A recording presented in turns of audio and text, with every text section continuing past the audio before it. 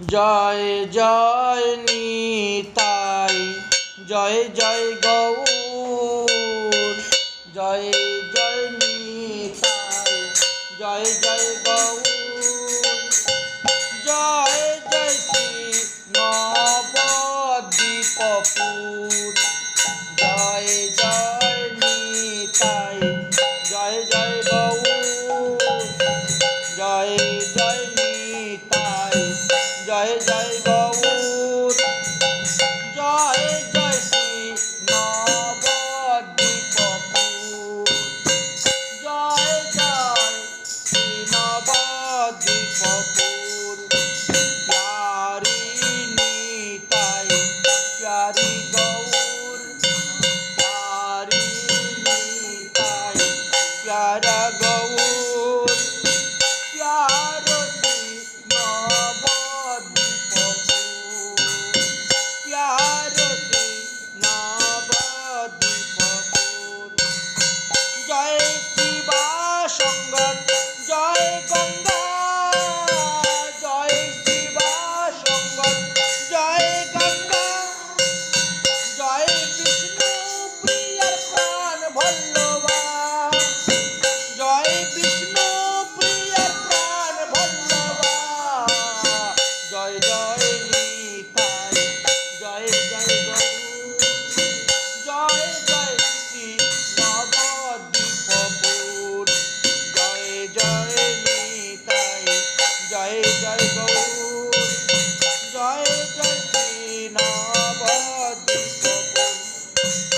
পাবন নিতাই, পাবন গৌর, পাবন নিতাই, পাবন গৌর, পাবন শ্রী নবদ্বীপপুর, পাবন শ্রী নবদ্বীপপুর, জয় জয় নিতাই, জয় জয় গৌর, জয় জয় শ্রী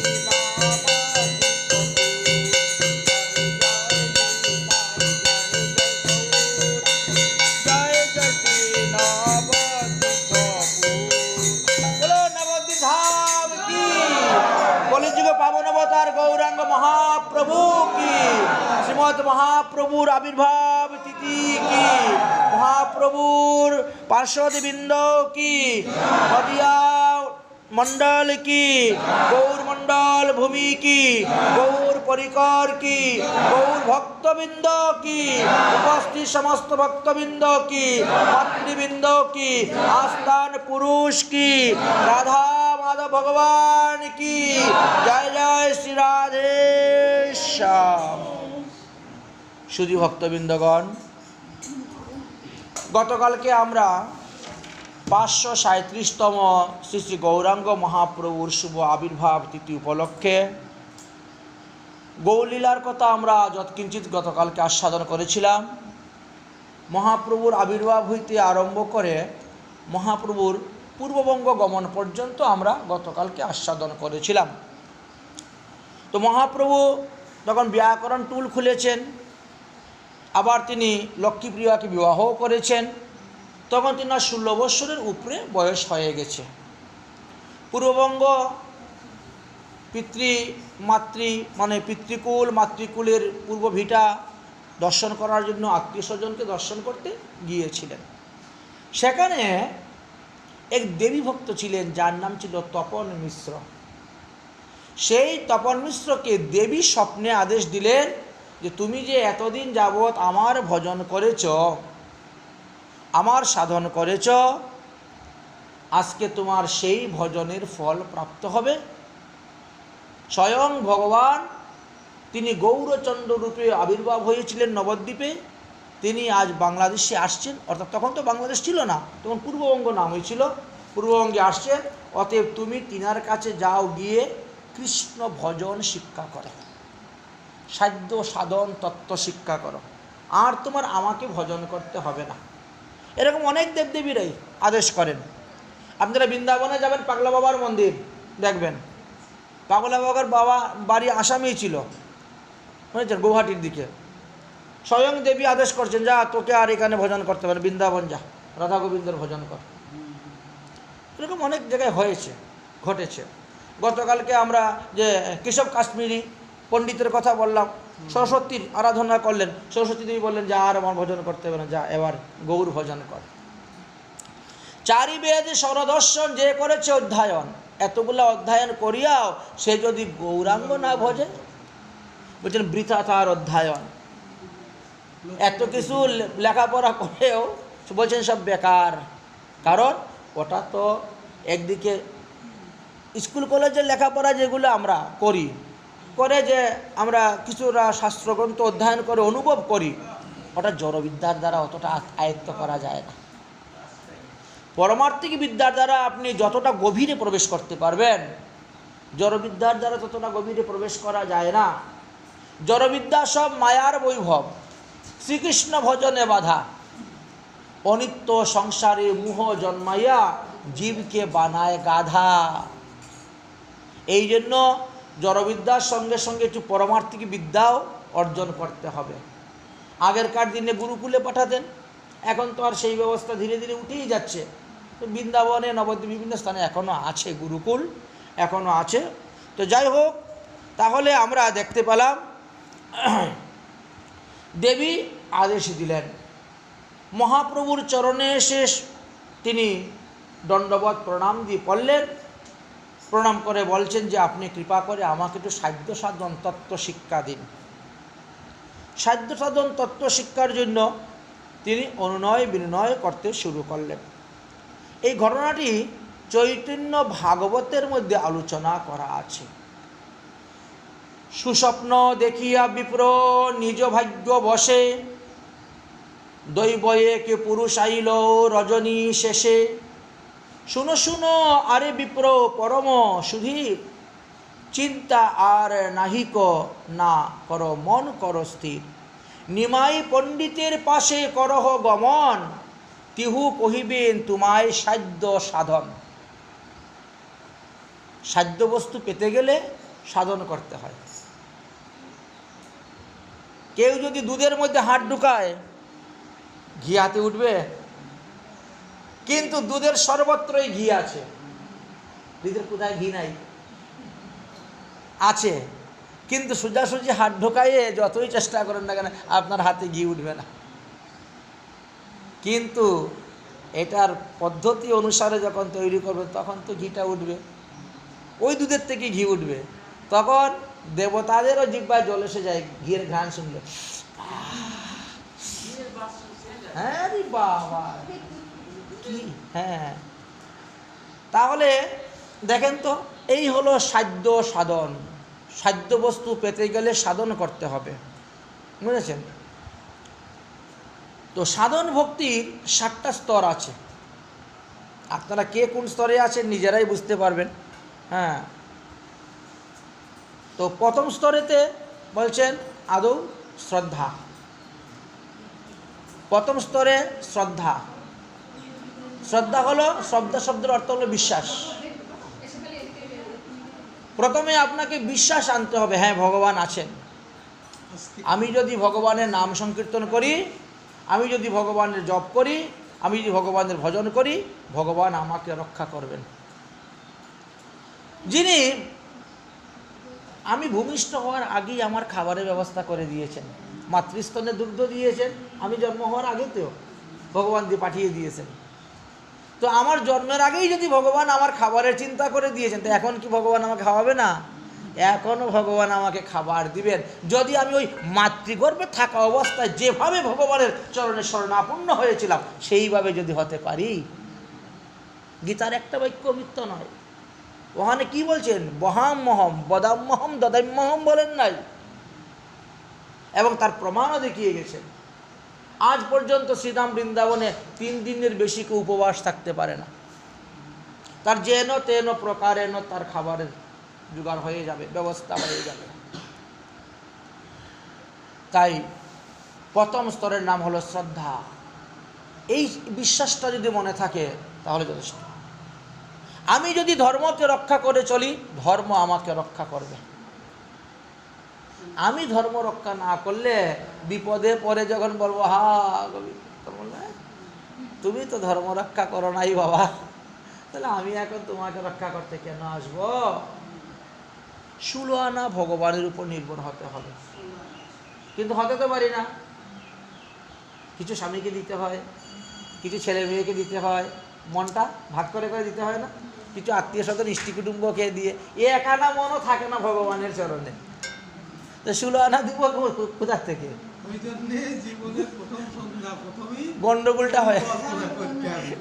এই জন্য ভগবান বলে 16 আনা মনটা তুমি আমাকে দাও, কিন্তু আমরা 1 আনাও দিতে পারি না, বুঝেছেন?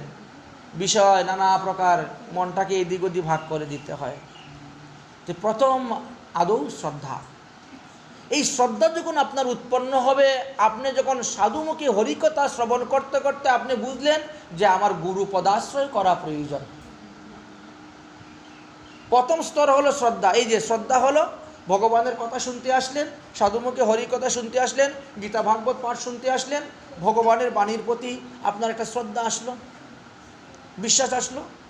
এইবার আপনি শুনলেন কি? জপ তপ তন্ত্র মন্ত্র দীক্ষাই মূল হয়, দীক্ষা ভিন্ন সর্বকার্য হইবে ক্ষয়।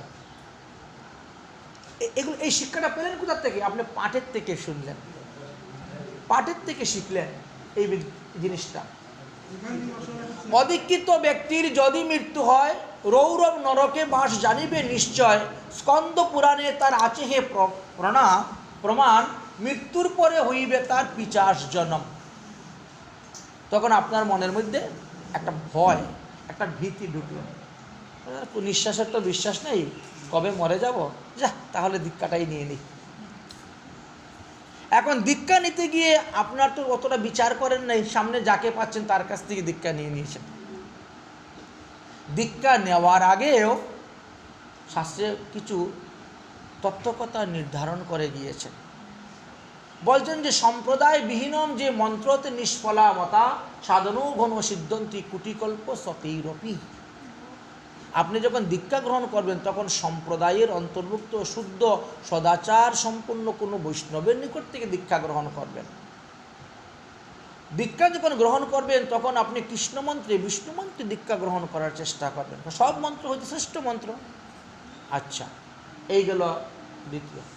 এইবার আপনি গুরু পদাশ্রয় করলেন, সম্প্রদায়ের অন্তর্ভুক্ত সদ্গুরু চরণাশ্রয় করলেন, তাহলে আপনি দ্বিতীয় সিঁড়িতে উঠে গেলেন। প্রথম সিঁড়ির নাম হলো শ্রদ্ধা, দ্বিতীয় সিঁড়ির নাম হলো গুরু পদাশ্রয়। গুরু পদাশ্রয় করলেন, তো দীক্ষা গ্রহণ কিসের জন্য করলেন? দেহ সুখের জন্য?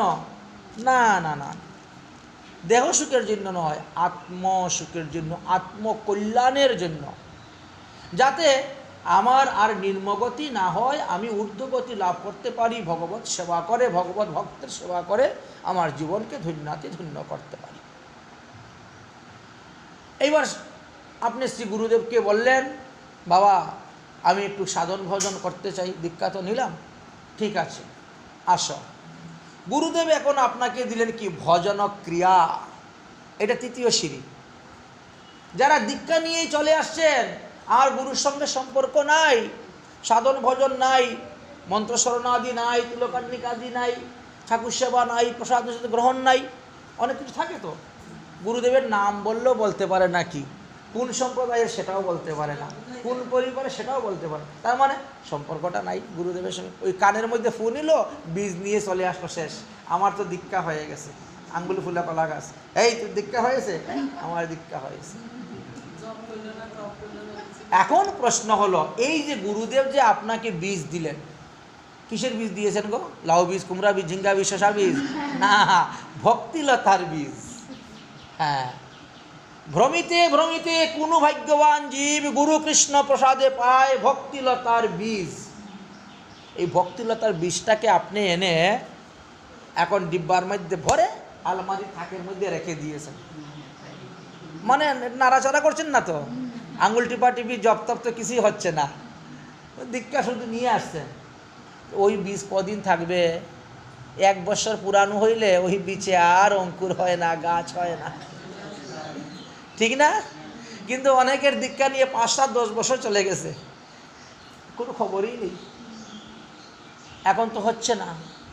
তাহলে কি করতে হবে? দীক্ষা নেওয়ার পরে গুরু সঙ্গ করতে হবে, সৎসঙ্গ করতে হবে, তাকে না পেলে সাধুসঙ্গ করতে হবে, বৈষ্ণব সঙ্গ করতে হবে। ভগবান বলছেন, আমি গুরুরূপে ঘরে ঘরে দীক্ষা দেই সবাকারে, বৈষ্ণব রূপেতে দেই শিক্ষা। অতএব যদি দীক্ষা গুরুর সঙ্গ তুমি করতে না পারো, অন্যান্য বৈষ্ণবের কাছে বসে তুমি ভজনের অনুকূল জিনিসগুলোকে গ্রহণ করো। এরা শিক্ষা অনেক হতে পারে। ভাগবতে অবধূতের কথা বললেন, 24 জন শিক্ষাগুরু ছিল,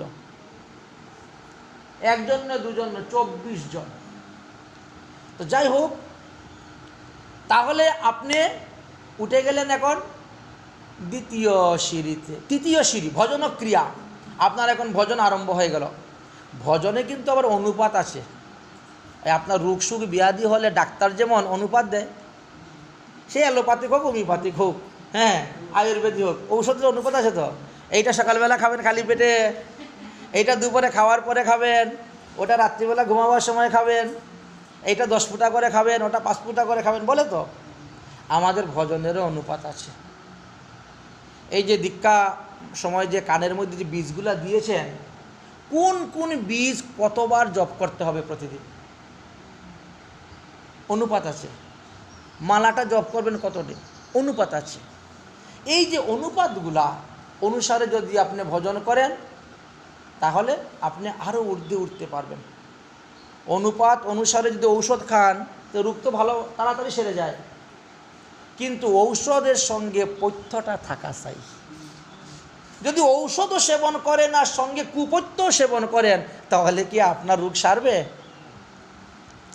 রোগ সারবে না, শুধু খালি পয়সাই যাবে।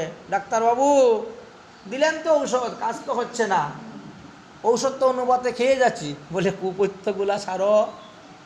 প্রত্যেকটা জিনিসের তো কুপথ্য আছে। হ্যাঁ হ্যাঁ, আরে বাবারে, আমাদের গোসাই দেখেন না, চিনি খেতে ভালোবাসেন না, মিষ্টি খেতে। গোসাই বলে, খবরদার তরকারিতে মিষ্টি দিবি না বাবা, বুঝেছেন?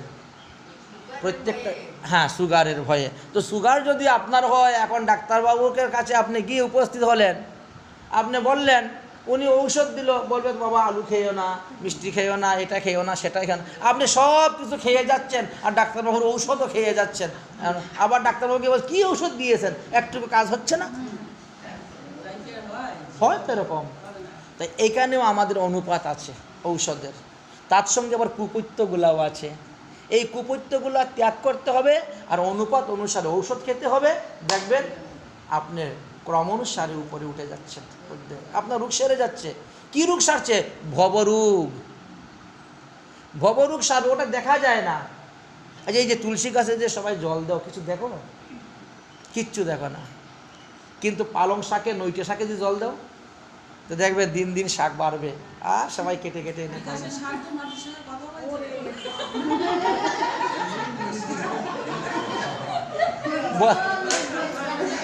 বলছে তুলসী গাছে জল দিলে কবে কি হবে, নৈটে শাকে জল দিলে নিত্য শাক খাবে। তা তুলসী গাছে জল দিয়ে কি লাভ? হ্যাঁ, এই তো, এই জায়গাতেই আমাদের গন্ডগোলটা।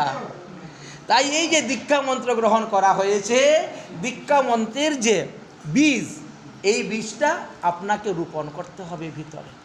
ওরে মালি হইয়া সেই বীজ করহ রোপণ। এখন রোপণ করেছেন বীজ, কিন্তু বীজ থেকে অঙ্কুর বেরোচ্ছে না। তাহলে আমরা কি করি? একটু জল দেই।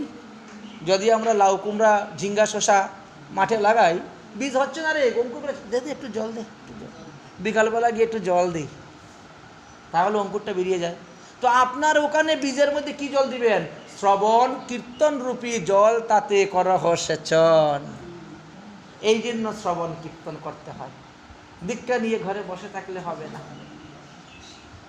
এইবার আপনি তৃতীয় সিঁড়িতে উঠে গেলেন, কিন্তু আপনার ভজনক্রিয়া আরম্ভ হয়ে গেল। গুরুদেব, ভজন তো করে যাচ্ছি, কিন্তু অগ্রসর হতে তো পারছি না, অগ্রসর হতে পারছি না ভজনে। তাহলে কি করতে হবে? ভজনের যেগুলা প্রতিকূল, এইগুলাকে তোমার ত্যাগ করতে হবে, এইগুলা ত্যাগ করতে হবে। অনর্থ নিবৃত্তি, ভজনে যেগুলো বাধা দিচ্ছে, প্রতিকূল রূপে দাঁড়িয়েছে, সেইগুলাকে একটা একটা করে ত্যাগ করো। যাতে ভজনের মধ্যে কোনো উৎপাত সৃষ্টি না হয়, একে বলা হয় অনর্থ নিবৃত্তি। যে এটার দ্বারা আমার পরলৌকিক কোনো ক্রিয়া হবে না, কাজ হবে না, মঙ্গল হবে না, এই জগতে আমি ইন্দ্রিয় সুখ, বিষয় সুখ ভোগ করে যাব, ওটা দিয়ে লাভ নেই। বিষয় সুখ অনেক করেছি। যে 84 লক্ষ জনিতে ভ্রমণ করে আসি, তাহলে 84 লক্ষ মা ছিল, 84 লক্ষ বাবা ছিল, 84 লক্ষ স্ত্রী ছিল, ছেলে মেয়ে যে কত লক্ষ ছিল তার তো শেষ নেই। ভোগ করতে তো আর কম করি নাই। এই জন্য অনর্থ নিবৃত্তি, ভজনে যেগুলা অনর্থ শাস্ত্রে দিয়েছেন এগুলোকে ত্যাগ করতে হবে। অনুকূল্যস্য সংকল্প, প্রতিকূল্যস্য বিবর্জনম। ভজনের যেগুলো বাধা এগুলো একটা একটা ত্যাগ করো। একসঙ্গে তো পারবেন না, অভ্যাস যুগের দ্বারা ধীরে ধীরে ধীরে ধীরে ত্যাগ করতে হবে। যখন এই অনর্থ নিবৃত্তিগুলো ত্যাগ করলেন তখন আপনি শুদ্ধ সম্পূর্ণভাবে একদম বিশুদ্ধ হয়ে গেলেন। একদম বাবা আমার অনর্থ নিবৃত্তি হয়ে গেছে, আমার এখন অর্থ আর অসৎ পথে উপার্জনও নয়, অসৎ পথে ব্যয়ও নয়। সৎ পথে উপার্জন করি, সৎ পথে ব্যয় করি, যা কিছু করি ভগবানকে দিয়ে তারপরে সেবা গ্রহণ করি। বাহ, তাহলে তুমি চতুর্থ সিঁড়িতে তুমি উঠে গিয়েছ বাবা। তাহলে পঞ্চম সিঁড়িতে যেতে কি করতে হবে? পঞ্চম সিঁড়িতে যেতে গেলে তোমাকে নিষ্ঠা, ভজনের মধ্যে নিষ্ঠা আনতে হবে। কীরকম নিষ্ঠা? যেমন ঘুমের থেকে উঠে মন্ত্রস্মরণ না করা পর্যন্ত আমি জল গ্রহণ করব না, এটা নিষ্ঠা। ষোলমালা জপ পূর্ণ না হওয়া পর্যন্ত আমি ঘুমাবো না, নিষ্ঠা। এইরকমভাবে নিষ্ঠা আনতে হবে। প্রতিদিন ব্রহ্ম মুহূর্তে উঠে আমি স্নান করব, কেউ নিষ্ঠা বলা হয়। যে কোনো একটা কাজ এইভাবে একই নিয়মে করে। যেমন চাতুর্মাস্যে কেউ ব্রত করতেছে, কেউ বা কার্তিক মাসের ব্রত করতেছে, তখন দেখবেন ওইভাবে একই নিয়মে নিষ্ঠার অনুসারে তারা কাজ করে। ভজনের তো 64 প্রকার অঙ্গ, কিন্তু 64 প্রকার অঙ্গ পালন করা আমাদের মতো মানুষের সময় নেই, সম্ভব নয়। তাহলে যে কোনো একটা অঙ্গ, বলছে এক অঙ্গ সাধে কিংবা সাধে বহু অঙ্গ, নিষ্ঠা হইতেই হবে তার প্রেমের তরঙ্গ। তাই নিষ্ঠাটাকে আমাদেরকে তৈরি করতে হবে। তাহলে আপনি পঞ্চম সিঁড়িতে উঠে গেলেন। নিষ্ঠার পরে আসবে আপনার রুচি। এবার আপনি রুচি অনুসারে ভগবানের সেবা করে যাবেন। যে সমস্ত দ্রব্য ভগবানকে নিবেদন করা যায় না সেইগুলো আপনি গ্রহণ করবেন না। যাহা ভগবানকে নিবেদন করা যায় শাস্ত্র অনুসারে সেই সমস্ত দ্রব্য ভগবানকে দিয়ে আপনি পাচ্ছেন। আপনার রুচি, আপনি হরিনাম, তুলসী পরিক্রমা, ভগবত পরিক্রমা, সাধুসঙ্গ, বৈষ্ণব সেবা, গুরু সেবা ইত্যাদির প্রতি আপনার খুব রুচি এসে গেল। এইভাবে আপনি রুচির স্তরে পৌঁছে গেলেন। আচ্ছা, রুচির পরে কি হলেন? তাহলে আপনি ষষ্ঠ সিঁড়িতে উঠে গেলেন। এইবার আপনি সপ্তম সিঁড়িতে যাওয়ার জন্য প্রস্তুত। সপ্তম সিঁড়ির নাম হলো আসক্তি। আসক্তিটা ভগবানের প্রতি, সংসারের প্রতি নেই। সংসারের কথা, বিষয়ের কথা শুনলে পরে আর ভালো লাগে না, কিন্তু ঠাকুরের কথা, ভগবানের কথা শুনলে পরে খুব ভালো লাগে। আপনার এতই আসক্তি হয়ে গেল যে ভগবানের প্রসাদ ছাড়া আমি অন্য কিছু গ্রহণ করব না। ভগবানের প্রসাদ ভুজি বৈষ্ণবরাই রান্না করবে, ভোগ দিবে, তবেই আমি সেই প্রসাদ গ্রহণ করব, এছাড়া গ্রহণ করব না। এইভাবে ভগবত সেবা, পূজা, একাদশী আদি ব্রত ইত্যাদির প্রতি, রাত্রি জাগরণ আদি ইত্যাদির প্রতি আপনার প্রচণ্ড আসক্তি হয়েছে। এই যে শ্রদ্ধা থেকে আরম্ভ করে আসক্তি পর্যন্ত 7টা সিঁড়ির কথা বললাম, এই 7টা সিঁড়িকে বলা হয় সাধন ভক্তি। এই সাধন ভক্তিকে যখন আপনি পুক্ত হয়ে গেলেন তখন আপনি ভাব ভক্তিতে প্রবেশ করবেন। ভাবরাজ্যে প্রবেশ করা এত সহজ নয়, এবং ভাবভক্তি যখন পূর্ণ হবে মাত্রায় তখন আপনি প্রেম ভক্তি, প্রেম রাজ্যে প্রবেশ হয়ে গেলেন। এই তো হলো ভক্তি মন্দিরে প্রবেশের 9টা সিঁড়ি। ওখানে যাওয়ার পরে আর আপনার নববিধ ভক্তিটা আলাদা, আর এইটি হলো আলাদা। তাই এই স্থানে দেবী উপদেশ দিলেন যে যাও তুমি নিমাই পণ্ডিতের চরণে গিয়ে আশ্রয় করো, আর তার কাছ থেকে তুমি সাধ্য সাধন তত্ত্ব শিক্ষা করো। সাধ্য তত্ত্ব সাধন তত্ত্ব শিক্ষার জন্য পাঠালেন। ঘনিষ্ঠ নহিতিহু মুনিষ্য নহিতিহু নারায়ণ নররূপ লীলা তার জগত কারণ। স্বয়ং দেবী তপন মিশ্রকে বললেন যে এই যে নিমাই পণ্ডিত তিনি কিন্তু মনুষ্য নয়, উনি মনুষ্যের আকার ধারণ করে আছেন। পরমব্রহ্ম স্বয়ং ভগবান শ্রীকৃষ্ণ নরলীলা করার জন্য এই নররূপ ধরে তিনি আসছেন, কিন্তু তিনি মনুষ্য নয়, তিনি সাক্ষাৎ মূল নারায়ণ, আদি নারায়ণ। নররূপ লীলা তার জগত কারণ, ভক্ত বিনোদার্থং মে করুমি বিবিধ ক্রিয়া। ভক্তদেরকে আনন্দ দেওয়ার জন্যই ভগবান এরকমভাবে নররূপ ধারণ করে এসে বিভিন্ন ক্রিয়া করে যান। সেই দেবীর গুপ্য এই সকল কথা না কহিব কারে। বলছেন যে দেবী বলছেন যে দেখো আমি যে তোমাকে বলেছি এই সমস্ত কথা তুমি অন্য কাউকে বলবে না, কহিলে পাইবে দুঃখ জন্ম জন্মান্তরে। এই সমস্ত গোপনীয় কথা তুমি অন্য কাউকে বলতে যাবে না, বলেই তুমি এই জন্ম দুঃখ পাবে, পরজন্ম দুঃখ পাবে। অন্তর্ধান হইলা দেবই ব্রাহ্মণ জাগিল, স্বপ্ন দেখিয়া বিপ্র কাঁদিতে লাগিল। এ কি অদ্ভুত স্বপ্ন দেখলাম আমি। তিনি কাঁদতে শুরু করে দিয়েছেন। আসিয়া পড়িলেন বিপ্র প্রভুর চরণ, মহাপ্রভুর চরণে এসে পড়লেন, জুরহস্তে দণ্ডাইল স্বর সদন। গদগদ স্বরে কণ্ঠস্বরে তিনি বলতেছেন। বিপ্র বলেন আমি অত দীনহীন জন, কৃপা দৃষ্টি কর মোরে সংসার মোচন। আমি অত্যন্ত দীনহীন, আপনি কৃপা করুন যাতে আমার সংসার বন্ধনে না আসায়। এই ভবার্ণবে পরে বড় দুঃখ পাচ্ছি। এই যে ভবার্ণবেতে আমরা পড়ে আছি, এই ভবার্ণব থেকে আমরা কেমন করে উদ্ধার হব, এই ভবার্ণব কেমন করে পার হয়ে যাব, এটা কিন্তু আমরা জানি না। তবে আমরা যদি সদ্গুরুর চরণাশ্রয় করতে পারি তাহলে এই ভবার্ণব থেকে আমরা উদ্ধার হতে পারব। আমাদের মহাজনগণ বলছেন, ভবার্ণবে পড়িয়ামু আকুল পরাণ, ভবার্ণবে পড়িয়ামু আকুল পরাণ। কিসে কুল পাব তাহার না জানি সন্ধান, কিসে কুল পাব তাহার না জানি সন্ধান।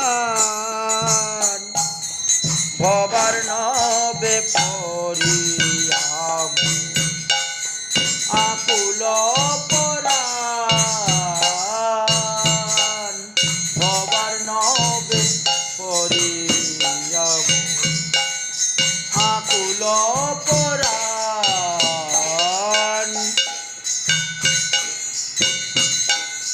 না আছে করম বল, নাহি জ্ঞান বল, যাগ যজ্ঞ তপ ধর্ম না আছে সম্বল।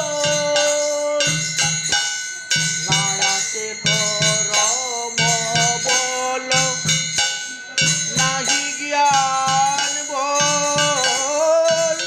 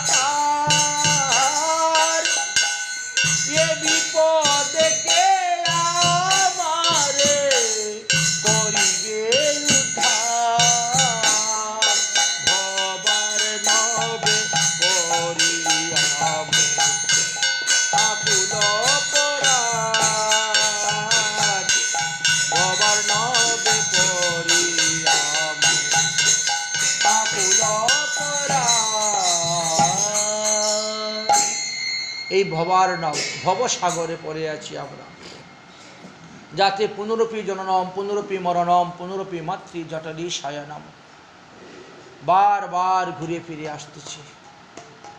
এই ভবার্ণব থেকে উদ্ধার হওয়ার একমাত্র উপায় হলো সদ্গুরুদেবের চরণাশ্রয় করা। তাই আমি এসেছি আপনার শ্রীচরণ আশ্রয় করতে।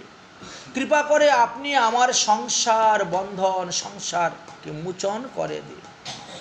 সাধ্য সাধন তত্ত্ব কিছুই নাহি জানি, কৃপা করি আমার প্রতি কহিবে আপনি। কিভাবে সাধন করলে ভজন করলে ভগবানকে পাওয়া যায় তা আমি জানি না, অতএব কৃপা করে আপনি আমাকে বলুন।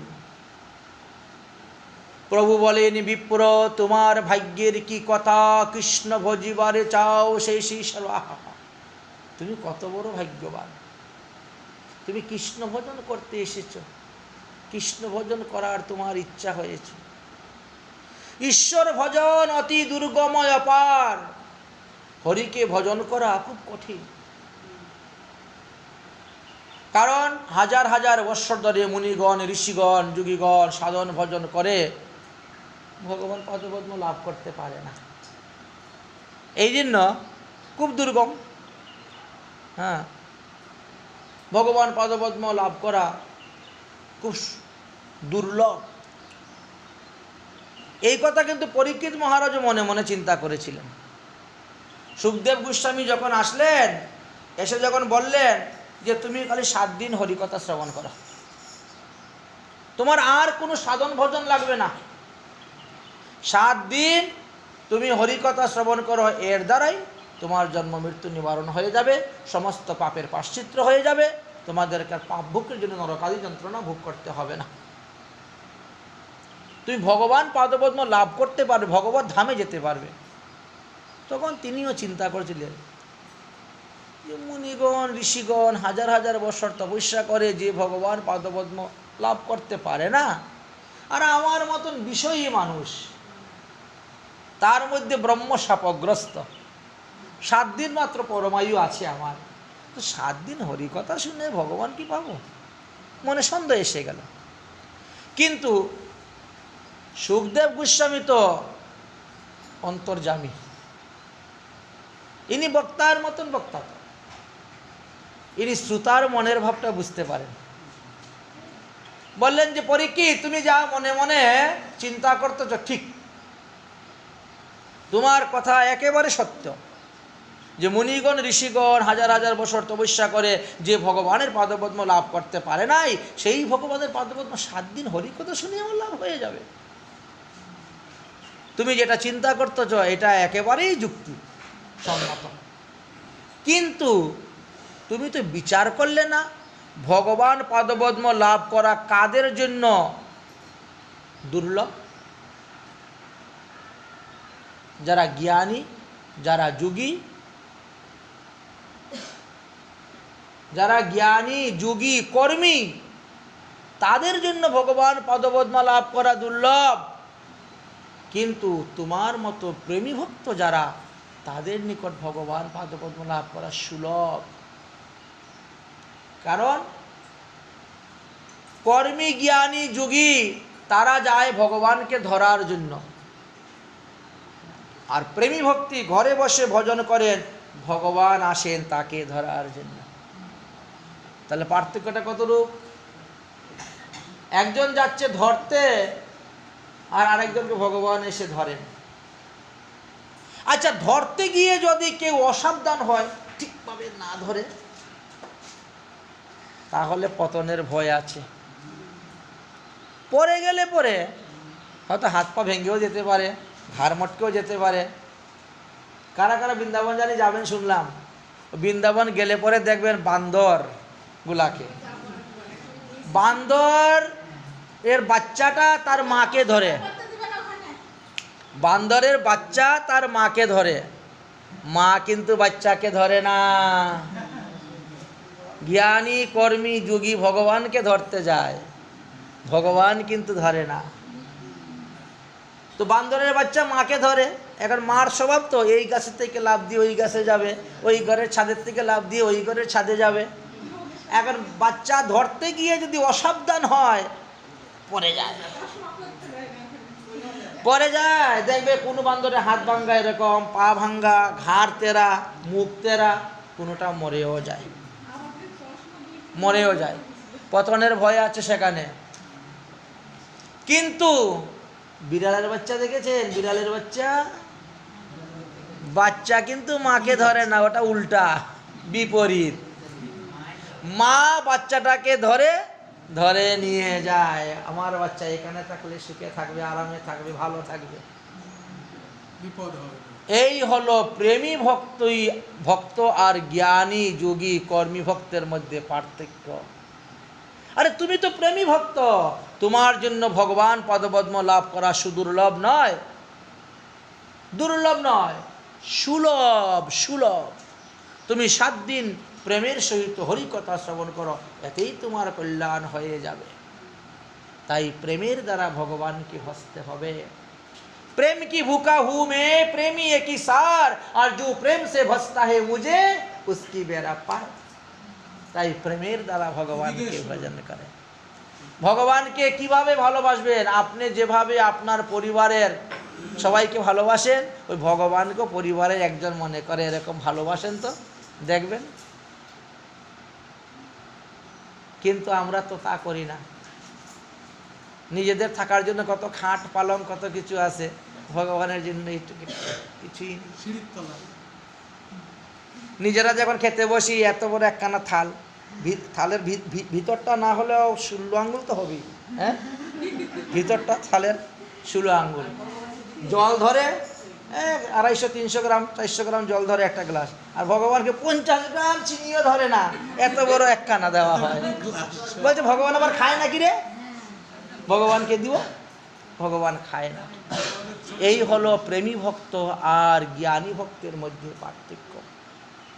তাই প্রভু বলছেন, আহা হা হা, তোমার কত ভাগ্য, তুমি কৃষ্ণ ভজন করতে আসছো আমার কাছে, হ্যাঁ, কৃষ্ণ ভজিবারে চাও। ঈশ্বর ভজন অতি দুর্গম অপার যুগধর্ম স্থাপিয়াছেন, হরি কর পরচার। তাই হরিভজনের এই কলিযুগে অতি সুলভ। প্রতি যুগে যুগে যুগধর্ম ছিল, কিন্তু যুগ অনুসারে যেমন যুগধর্ম ছিল, মানুষের শক্তিটাও সেরকম ছিল। সত্যযুগের মানুষের পরমায়ু তো 1 লক্ষ বৎসর ছিল। রাজা কার্তবীর্যার্জুন 85,000 বছর রাজত্ব করেছিলেন, ধ্রুব 36,000 বছর রাজত্ব করেছেন। তাহলে সত্যযুগের পরমায়ু মানুষের 1 লক্ষ বৎসর, তখন যুগধর্ম সেই রকম ছিল। কিন্তু এখন তো কলিযুগ, এই যুগে তো 120 বৎসর, সাধন ভজন করলে না হলে একটু বেশি বাঁচা যায়। আমরা 140 বছর তৈলঙ্গ স্বামীর নাম শুনেছি, হ্যাঁ, ভজনের দ্বারা আয়ু বৃদ্ধি হয়, একথা শাস্ত্রে আলোচনা করা আছে। আচ্ছা, তাহলে 4 যুগে 4 ধর্ম রাখি কীর্তিতলে স্বধর্ম স্থাপিয়া প্রভু গেলেন নিজ স্থানে। প্রত্যেকটি যুগে যুগের একটা বিশেষ যুগধর্ম আছে। তো অন্যান্য যুগধর্ম তো আমরা দেখেছি, সত্য যুগে তপস্যা, ত্রেতা যুগে যজ্ঞ, দাপরে অর্চন, 3টি। কিন্তু সত্য যুগে মানুষ 10,000 বছর তপস্যা করে যে পুণ্যফল, যে পদ লাভ করতে পারে নাই, ত্রেতা যুগে 100টি অশ্বমেধ যজ্ঞ করে যেই ফল লাভ করতে পারে নাই, দাপর যুগে 100 বৎসর ভগবত অর্চন করে মানুষ যেই পদবী, যেই পদ লাভ করতে পারে নাই, কলিযুগের মানুষ সেইটাই লাভ করতে পারবে যদি অষ্টপ্রহর নাম সংকীর্তন করে। তাই বলছেন কলিযুগের ধর্ম হয় নাম সংকীর্তন, 4 যুগে 4 ধর্ম জীবেরই কারণ। অতএব কলিযুগে নামযজ্ঞ সার, আর কোনো ধর্ম করলে নাহি হইবে পার। এই কথার অর্থ এই নয় যে আর সব কিছু ছেড়ে দাও, শুধু খালি হরিনামই করো। হরিনাম করতে গিয়ে হরি নামের মধ্যে 10 প্রকার নাম অপরাধ আছে, যে ওই নাম অপরাধের দিকে যখন আপনি বিচার করবেন, দেখবেন, তখন দেখবেন ওখানে দীক্ষার প্রয়োজন আছে, ওখানে সাধু সেবার প্রয়োজন আছে, ওখানে বৈষ্ণব সেবার প্রয়োজন আছে, ওখানে ভগবত অর্চনের প্রয়োজন আছে। সব চলে আসবে, সব চলে আসবে। তাই বলছেন যে অতএব কলিযুগে নামযজ্ঞ সার, অন্য কোনো ধর্ম করলে নাহি হইবা পার। রাত্রি দিন নাম লও খাইতে শুইতে, তাহার মহিমা বেদে নাহি পারে দিতে। হরিনাম করার তো বিশেষ কোনো বিধান দিলেন না, খাইতে শুইতে সবসময় নিতে পারবেন, কিন্তু আপনি যখন মালা জপ করবেন তখন বিধান আছে। আপনি যখন গুরুমন্ত্র জপ করবেন তখন বিধান আছে, বিধি আছে। বিধি কর্তব্য তেন উপদেশ বিধি। কি করলে পরে আপনি অগ্রসর হবেন, কি করলে আপনার উন্নতি হবে, আবার অবনতি হয়ে যাবে না করলে পরে, সেইগুলাকে দেখতে হবে। তাই বললেন যে খাইতে শুইতে সর্বদাই তুমি হরিনাম নিতে পারো, এতে কোনো নিষেধ নাই। সর্বদা সর্ববস্থা সর্বকালে হরিনাম নিতে পারবেন। কিন্তু যখন আপনি কি বলেছিলাম, হ্যাঁ, নিষ্ঠার সহিত হরিনাম করবেন, তো নিষ্ঠা আনতে গেলেই আপনাকে একটা সংখ্যা পুরোকে দাঁড়াতে হবে, সংখ্যাতে দাঁড়াতে হবে। সংখ্যাতে না দাঁড়ালে নিষ্ঠা তো আসবে না। আজকে আমি 16 মালা করলাম, কালকে 4 মালা করলাম, পরশুদিন মালা হাতে নিলাম না, এরকম হয় তো, সময় নাই মালা হাতে নিলাম না, তাহলে ওখানে নিষ্ঠা আসে নাই।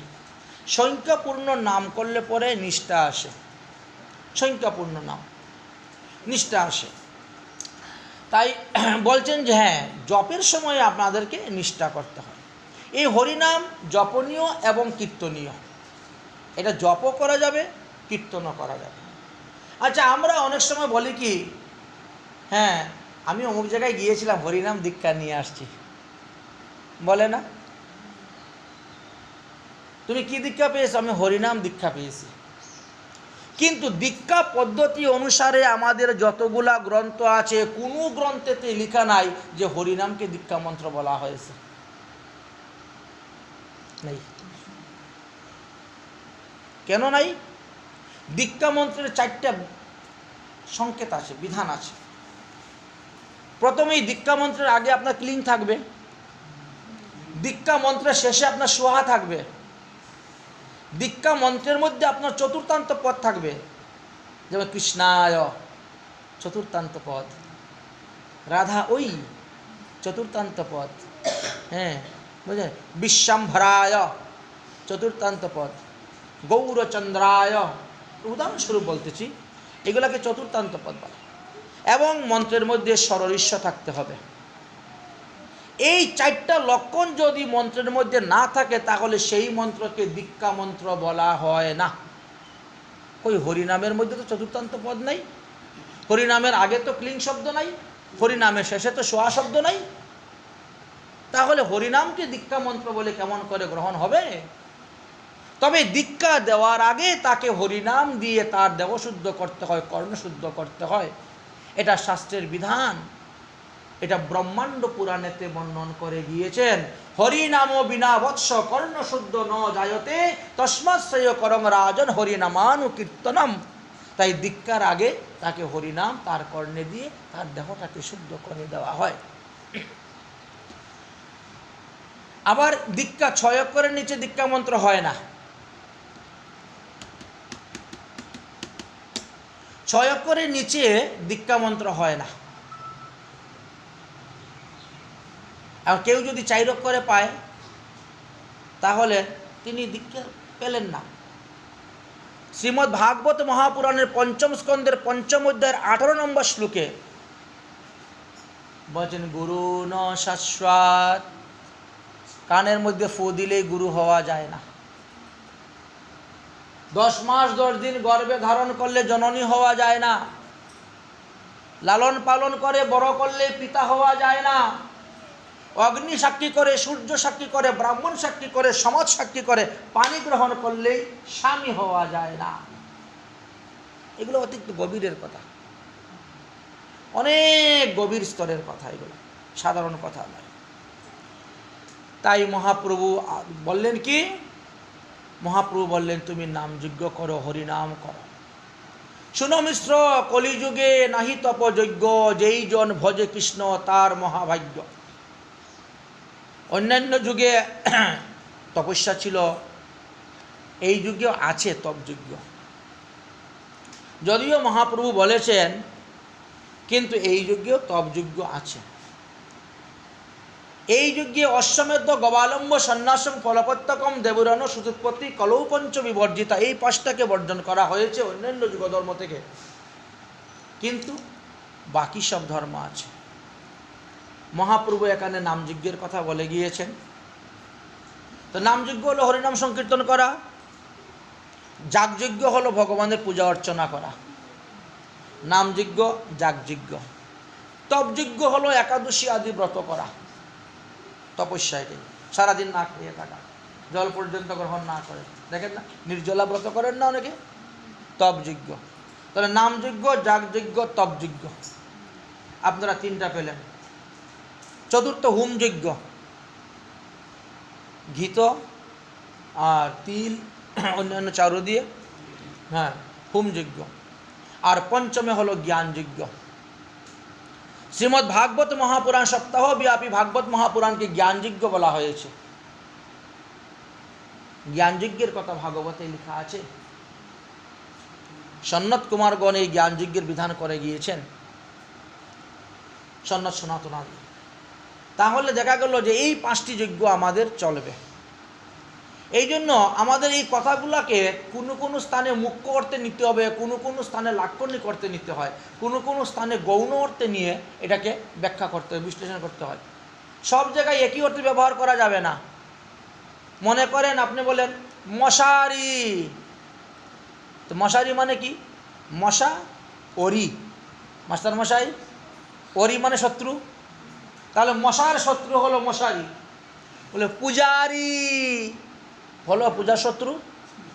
হবে না, হবে না, ওখানে ওটা লাগাইলে গন্ডগোল হয়ে যাবে। বলে মশারি বললে তো মশারি মশার শত্রু, তাহলে পূজারি পূজার শত্রু? বলে না, হচ্ছে না বাবা, একইভাবে সব জায়গায় সব ব্যাখ্যা করা যাবে না, গন্ডগোল বেঁধে যাবে। অতএব গৃহে তুমি কৃষ্ণ ভজ গিয়া কুটিনাটি পরিপাটি একান্ত হইয়া। প্রথমেই তাকে কৃষ্ণ ভজন হরিনামের উপদেশ দিলেন, কারণ এইটা তুমি করতে থাকো, পরে তোমাকে সাধ্য সাধন তত্ত্ব শিখাবো। এই জন্য প্রথমেই হরিনাম দেওয়া হয় মহাপ্রভুর ভাবধারা। প্রথমেই তাকে হরিনাম দেওয়া হলো, তুমি হরিনাম জপ করো, একাদশী আদি ব্রত পালন করো, নিরামিষ গ্রহণ করো, হ্যাঁ, অসৎসঙ্গ ত্যাগ করো, কুসঙ্গ ত্যাগ করো, কুখাদ্য ত্যাগ করো। এইভাবে তুমি আস্তে আস্তে আসো, তারপরে তোমাকে সাধ্য সাধন তত্ত্ব শিক্ষা দেওয়া হবে। অতএব গৃহে গিয়ে কৃষ্ণ ভজ গিয়া কুটিনাটি পরিপাটি একান্ত হইয়া। তো আমি কিভাবে ভজন করব? তখন মহাপ্রভু বললেন হরে কৃষ্ণ কৃষ্ণ কৃষ্ণ হরে হরে, হরে রাম রাম রাম হরে হরে। নবদ্বীপে কিন্তু মহাপ্রভু তখনও বিদ্যাবিলাসে আছেন, কাউকে কৃষ্ণ ভজনের উপদেশ দেন নাই। শিবাসাদি পণ্ডিতগণ চিন্তা করতেন, এত বড় একজন পণ্ডিত, সে যদি একটু বৈষ্ণব হতো তাহলে আমাদের কত ভালো হতো, কত কল্যাণ হতো। কিন্তু অত বৈষ্ণব দেখলে পরে আরও কত প্রশ্ন করে, ন্যায়ের প্রশ্ন করে, অলঙ্কারের প্রশ্ন করে, এটা করে সেটা করে, চিন্তা করে। শ্রীবাস পণ্ডিত তো একদিন মহাপ্রভুকে বলেই দিলেন যে তুমি যে এত লেখাপড়া শিখে পণ্ডিত হয়েছ, হ্যাঁ, এইগুলো কিসের জন্য? লেখাপড়া করে কেন লোক? কৃষ্ণ ভজিবার তরে। তাই যদি না হইল তাহলে বিদ্যায় কি করে? মহাপ্রভু বলছেন আপনারা আশীর্বাদ দেন, হ্যাঁ, আপনাদের আশীর্বাদ থাকলে আমি একদিন দেখবেন এমন বৈষ্ণব হব, এমন বৈষ্ণব হব একদিন দেখবেন আমার দুয়ারে ব্রহ্মা বিষ্ণু আসবে, মহাদেব আসবেন, এসে প্রণাম করবেন। তো তারা হাসেন, ফিটকারি করে। যাই হোক, কিন্তু আজ মহাপ্রভু বাংলাদেশে গিয়ে তপন মিশ্রকে তিনি দিলেন। এই শ্লোক নামাবলী হয় মহামন্ত্র, 16 নাম 32 অক্ষর এই তন্ত্র। এই দেখেন আরেকটা এখানে কথার মধ্যে একটা ফাঁক রেখে গেলেন। এই শ্লোক নামাবলী হয় মহামন্ত্র, 16 নাম 32 অক্ষর হয় এই তন্ত্র। আচ্ছা, তন্ত্র কাকে বলা হয়? তন্ত্র কিন্তু একটা শাস্ত্র আছে, তন্ত্রশাস্ত্র। তন্ত্রশাস্ত্রে এমনভাবে লেখা, শুনলে পরে একরকম অর্থ মনে হবে, কিন্তু তার ভিতরে অন্যরকম অর্থ লুকিয়ে আছে। তন্ত্র শুনলে পরে একরকম অর্থ, আবার ভিতরে আরেক রকম অর্থ লুকিয়ে আছে, তাকে বলা হয় তন্ত্র। এই বাউল গান শুনেছেন? বাউল গানের তরজা শুনলে পরে কিন্তু আমরা একরকম অর্থ মনে করি, কিন্তু ওরা যখন ব্যাখ্যা করে দেখবেন এটা আরেক অন্যরকম, অন্য লাইনে চলে যাচ্ছে তরজা গানের মধ্যে। যেমন আছে ঠিক তেমনিভাবে তন্ত্রশাস্ত্রের মধ্যেও সেইগুলা লেখা আছে। আচ্ছা, একটা উদাহরণ দিচ্ছি তন্ত্র। কেশব পতিত দৃষ্টা দ্রুণহাস্য উপজায়তে পাণ্ডবা রুদতে সর্বা হা কেশব হা কেশব। যদি এই শ্লোকের আমরা হুবহু বাংলা ব্যাখ্যা করি, কেশব পতিত দৃষ্টা, কেশব মানে কৃষ্ণ, এটা আমরা সবাই জানি, গীতা পাঠ যারা করেছে সবাই দেখেছে না কেশব। কেশব পতিত দৃষ্টা, কেশব মানে ভগবান শ্রীকৃষ্ণ, পতিত দৃষ্টা পড়ে গেছেন দেখিয়া, ভগবান শ্রীকৃষ্ণ পড়ে গেছেন দেখিয়া।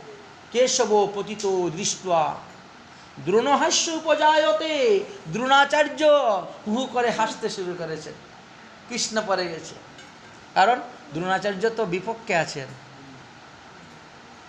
পঞ্চপাণ্ডবের পক্ষে তো কৃষ্ণ, আর দ্রোণাচার্য তো হলেন দুর্যোধনের পক্ষে।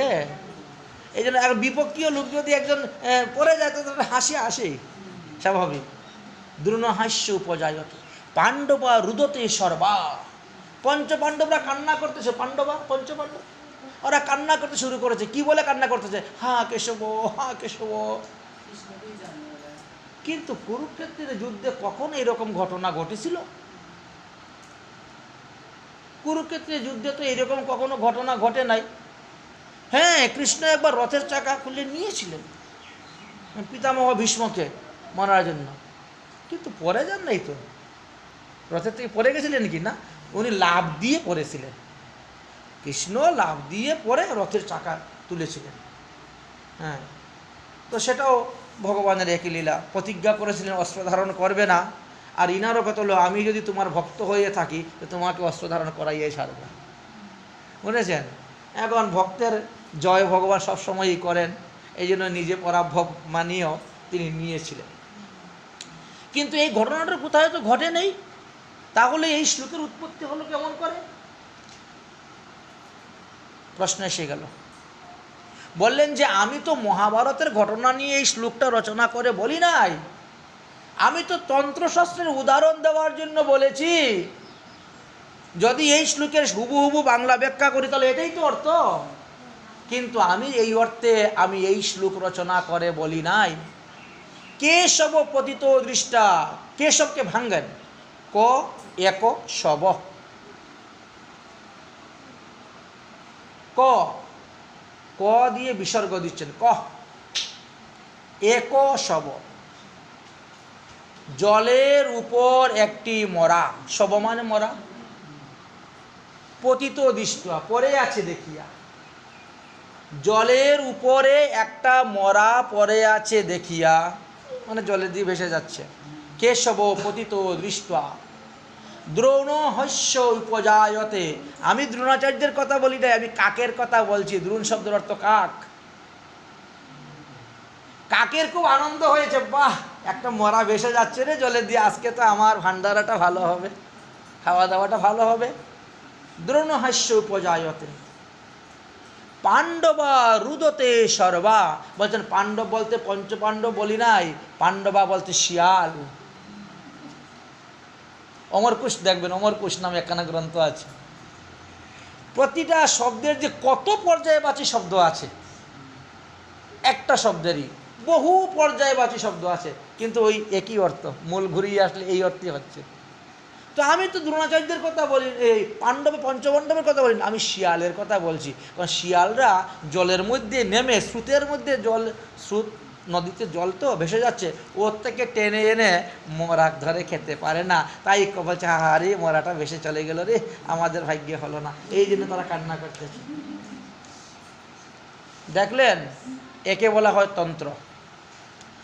মহাপ্রভু এই হরিনামকে তন্ত্র বলে গেছেন।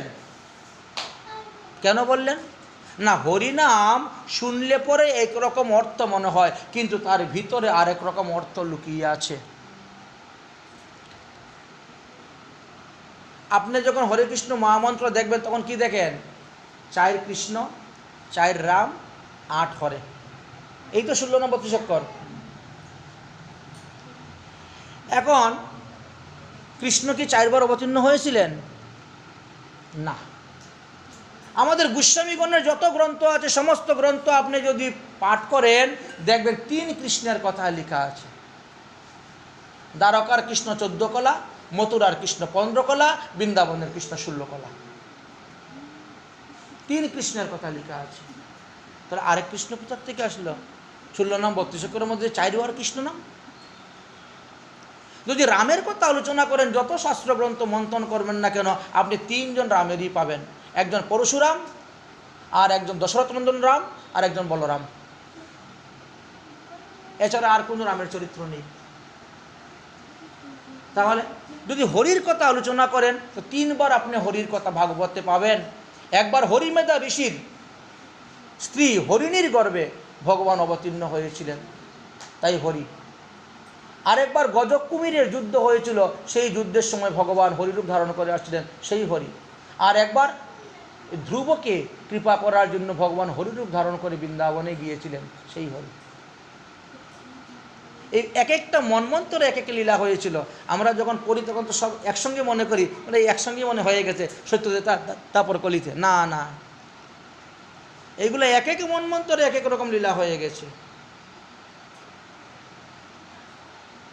তাহলে 3 বার হরির অবতারের কথা ভাগবতে পেলাম, 3 বার রাম অবতারের কথা, 3 রামের কথা বললাম, 3 হরির কথা বললাম, 3 কৃষ্ণের কথা বললাম। কিন্তু এখানে যে 8 বার হরে, 4 বার কৃষ্ণ, 4 বার রাম,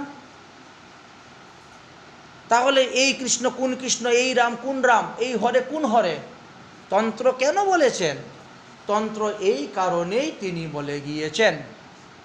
তন্ত্রশাস্ত্র বললেন যে এইগুলা কোনোটাই নয়। জীব গোস্বামী পাদ তার সুন্দর ব্যাখ্যা করলেন। বললেন যে এইখানে হরে কৃষ্ণ, হরে শব্দের অর্থ মানুষে মনে করে সত্যযুগের হরি, সম্বোধনের 1 বচনে হরে হয়েছে। হরি শব্দের সম্বোধনে 1 বচনে হরে হয়েছে। হ্যাঁ, হরি শব্দকে যদি আপনি সাধন করেন সম্বোধনের 1 বচনে হরে হয়, কিন্তু এখানে নয়। কেন? বলে ক্রমদীপিকা তার প্রমাণ। ক্রমদীপিকাতে বললেন 1000 বার বিষ্ণুর নাম উচ্চারণ করলে যেই পুণ্য ফল লাভ হয়, 1 বার রাম শব্দ উচ্চারণ করলে সেই ফল হয়। তো সত্যযুগের হরি তো বিষ্ণু। বিষ্ণু সহস্র নাম পাঠ করবেন, দেখবেন 3 বার রাম নাম উচ্চারণ করলে যেই ফল লাভ হয়, 1 বার কৃষ্ণ নাম উচ্চারণ করলে সেই ফল লাভ হয়। 100 বার কৃষ্ণ নাম উচ্চারণ করলে যেই ফল লাভ হবে, 1 বার রাধা নাম উচ্চারণ করলে সেই ফল লাভ হবে। তাহলে এই হরেটা কে? যারা শিবভক্ত শৈব তারা বলছে মহাদেবের নাম হর। আর এই হর শব্দের সম্বোধনে 1 বচনে হরে হয়েছে না, ব্যাকরণ অনুসারে সাধন করলে হরে হয়। হর শব্দ হরে হয়, হরি শব্দ হরে হয়। কিন্তু জীব গোস্বামী পাদ বলেন এখানে না হরি আছেন না হর আছেন। এখানে কে আছেন হর শব্দে? বলছেন হরা শব্দ থেকে সাধন হয়েছে। হরা, হরা শব্দ থেকে সাধন করে সম্বোধনের 1 বচনে হরে হয়েছে। হরা আবার কার নাম গো? বলেন শ্রীমতী রাধা রানীর নাম হরা। শ্রীকৃষ্ণ বাঁশি বাজিয়ে শতকোটি গোপীদের মন হরণ করে নিয়েছেন, আর কৃষ্ণের মন হরণ করেছেন রাধারানী। এই জন্য শতকোটি গোপীকে ছেড়ে দিয়ে রাধারানীকে খোঁজার জন্য গোবিন্দ চলে গেলে রাসমঞ্চল ত্যাগ করে, মণ্ডল ত্যাগ করে। এই জন্য রাধারানীর 1 নাম হরা, আর এই হরা শব্দের সম্বোধনের 1 বচনে এখানে হরে হয়েছে। তাই হরে কৃষ্ণ আমরা যখন উচ্চারণ করি তখন যুগল নাম উচ্চারণ হয়, রাধা কৃষ্ণ যুগল নাম উচ্চারণ হয়ে যায়। দেখুন মাস্টারমশাই, এইখানে কত যে মর্ম, এইগুলো লোকে বুঝবার চেষ্টা করে। দেখেন যে যুগ উপযোগী যে